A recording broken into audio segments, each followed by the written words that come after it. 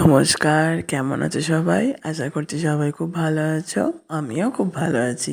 আজকে বৃহস্পতিবার। আজকে দেখো বৃষ্টি সকাল থেকে হয়নি, কিন্তু আকাশে মেঘ করে আছে আর প্রচুর হাওয়া দিচ্ছে। ঘুম থেকে উঠে আমি আদি, গপু আর রাধাকৃষ্ণকে সেবা দিয়ে দিয়েছি। আজকে একটু তাড়াতাড়ি স্কুল যাব। তার কারণ হচ্ছে এখনও যখন বৃষ্টি হয়নি, এই সময় বেরিয়ে গেলে তাহলে আমাকে আর ভিজতে হবে না। নাহলে কখন বৃষ্টি নেমে যাবে কে জানে। দেখো আমাদের বাড়ির পাশে গাছটা আগের দিন যেটা দেখালাম, যে ফুলগুলো নষ্ট হয়ে যাচ্ছে বৃষ্টির জন্যে, আজকে একবারে গাছটা মাথা নিচু করে বেচারি শুয়ে আছে। স্কুল গিয়ে দেখি স্কুলের পাশের মাঠগুলো প্রায় অর্ধেক জলে ডুবেই গেছে।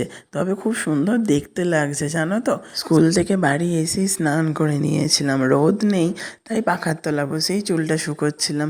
বিকেলবেলা বাইরে বেরিয়েছি, কতদিন যে বিকালে বাইরে বেরোতে পারিনি কি বলবো তোমাদের।